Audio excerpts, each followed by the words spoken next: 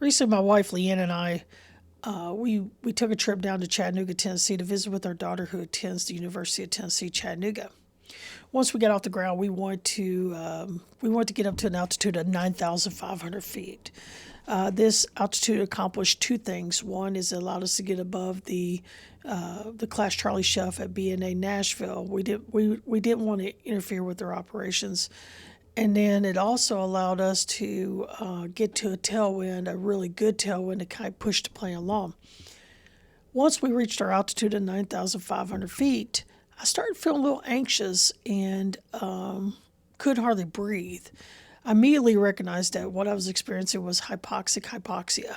So hypoxia is hypoxia that's experienced at certain altitude levels, especially in unpressurized aircraft like what we were in.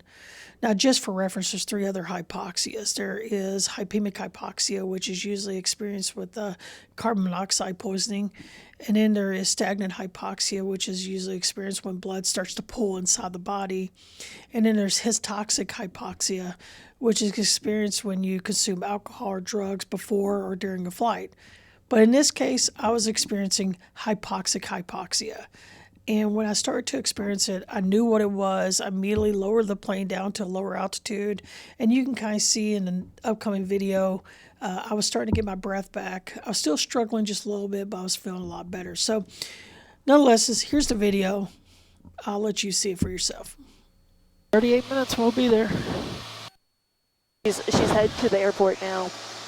I'm going to go ahead and lower us down because I'm kind of feeling like, I don't feel as good as I should. Okay. And I think the air is just getting a little too thin up here. Okay. Whee! Lower it down just a little bit. We're going to go down to 7,500.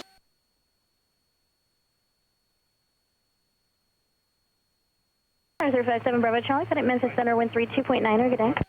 32.9 for 75 Bravo Charlie Small.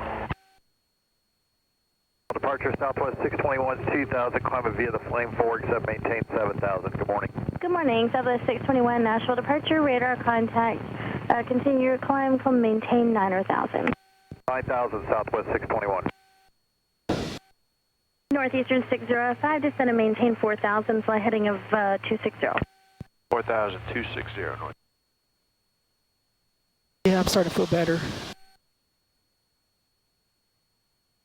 I don't know why this is acting all kinds of stupid, but we'll get away from this lake here in a minute and everything will be kind of smooth from there. Gosh, I did start feeling it. My Lord. Feeling like what? My breath was being taken away. I couldn't get my breath. Oh. And because when we got to 9,500, I just started feeling like it was getting harder to breathe. That's weird. Yeah, no, that's called hypoxia. Yeah, I know, but I mean, we haven't had that before. Well, it just depends on the atmosphere. It's, sometimes it's good, sometimes it's bad. It just depends.